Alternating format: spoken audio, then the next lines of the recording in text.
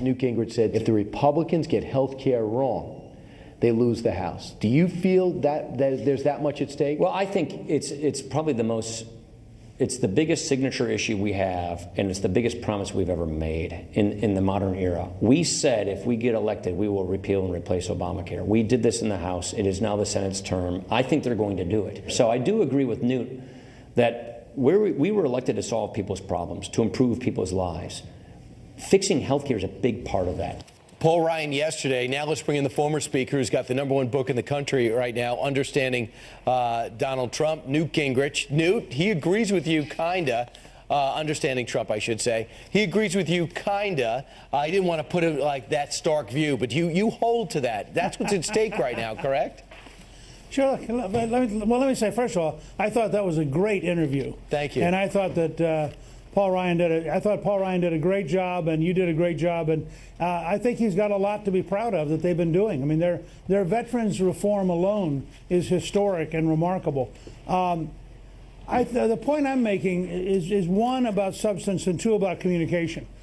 This is a work in progress. The Senate's got to get something through. They got to go to conference.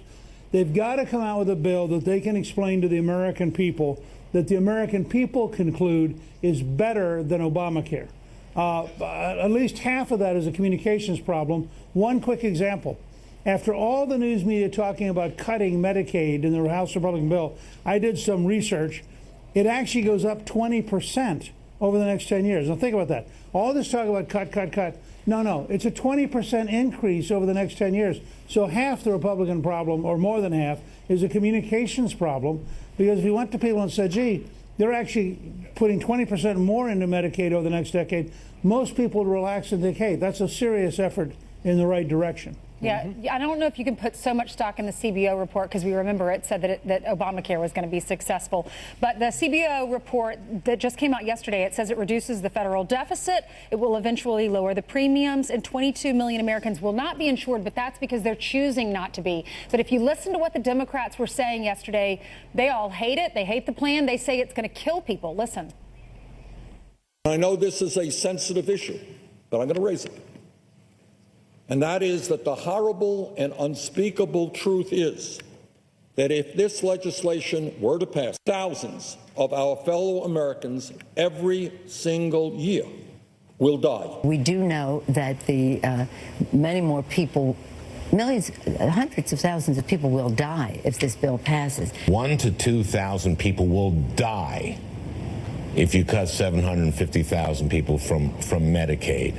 So that means you're killing 1,000 to 2,000, killing them. That's it. What's your response to that? You know, I think the Democrats' capacity for total irresponsibility and total dishonesty is almost unbounded. What they just said was a lie. Let me give you an example. We have 8,000 federal community health centers in this country. They don't even count as part of this bill. 8,000 places where people can get help. We have lots of new approaches and new techniques. The state of Maine has adopted a series of reforms that are remarkable, that are providing a better future. People are having their income go up as much as 116% on average under the Maine reforms. Kansas has reformed Medicaid to provide better care for more people at lower costs.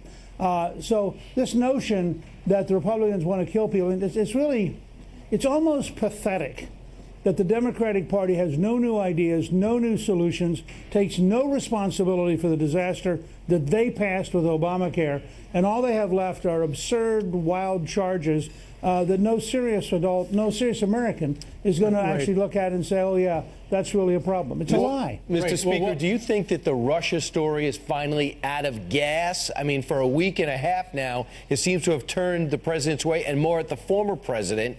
But you've seen other things happen that have been unprecedented. Where's the Russia story going as it relates to this administration? You know, in addition to writing Understanding Trump, I write novels about terrorism. I wouldn't have the nerve to write this story as a novel, because guess what's about to happen? The Congress is about to have to call Barack Obama in to testify under oath about when he knew about Russian meddling. Was it really last August, as the news stories say? Who told him? Right. Why did he do nothing? Who was in the meetings when he decided to do nothing? It's going to turn out, yes, there's a big Russian story. It's Barack Obama. not Donald Trump. I mean, you cannot make this stuff up. You are predicting he's going to go in and testify? I think the Congress has an obligation to call him in. How can you be told the President of the United States knew last August the Russians were in fact involved in this and not ask him and ask him under oath? I mean, how can you be so irresponsible? The House and Senate are going to have to call Obama in and say, who told you? When did you have the meetings? Who advised you? Why did you decide not to do anything? And then why did you keep quiet for 6 months while everybody looked at the Russians and Trump when you, in fact, had this information last August? So absolutely, he's got to come in and testify. So there was collusion. It was during the Obama years. But then again, to have him testify, you write novels, and that's how you would love to see that novel end. But I tell you what, in real life, CNN has been pushing the Russia thing, Russia, all the time. And of course, there was that rush to get that Anthony Scaramucci story out. He's part of one of the advisors to the president, and they linked him to a Russian scandal, and they had to retract it. And a couple of people, 3 people, resigned or got fired. The president has just tweeted out something brand new, and it says, "Fake news CNN is looking at big management changes now that they got caught falsely pushing their phony Russian stories. Ratings way down."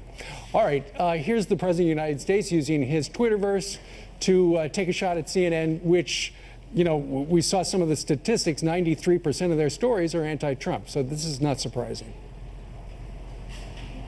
Look, they should appoint an outside analyst, somebody of impeccable authority, somebody like a Michael Mukasey, who used to be the Attorney General of the United States, to come in and review everything at CNN and basically reset it. You cannot get to a believable network while Zucker is there. He clearly made a gamble last year to be the leading anti-Trump network. They've clearly done things that are absurdly wrong. I like lots of the people at CNN. I worked with them for a while. And there are some very, very good people at CNN with a very long tradition of being good journalists. But the culture of the overall system right now is very toxic. And I think they should bring in an outside person like Attorney General Mukasey to review the whole culture and to reset it so people could have faith in CNN again. How about the victory for the president when it comes to the travel ban? We had the Supreme Court make a ruling yesterday, and they're going to take up the case in the fall, and they're going to allow parts of it now to go ahead, including that 90-day ban and then the 120-day ban on the refugees. Well, 2 things. First of all, it proves that the president, in fact, was right, despite all the news media attacks. Second, it puts real doubt once again on the Ninth Circuit Court. I think the Ninth Circuit Court should be profoundly overhauled. It's the most routinely overturned court in the United States. It is consistently wrong, and I think that we ought to have a serious look at why is the Ninth Circuit so bad and what should be done to fix it. Newt, congratulations on your book. You got the topic that the whole world is talking about, and that is Donald Trump at its premise. Appreciate it. Congratulations on your success. Great seeing you this morning. Good talking to you. Understanding Trump. Thanks. Meanwhile, straight ahead, you just heard Newt call out the Obama administration on Russia. Lou Job just wrote a book about Russia. How fortuitous for us. He's got a lot to say about this next. Either that or we have to look at his book on tape and play look, it. he's rushing across the studio.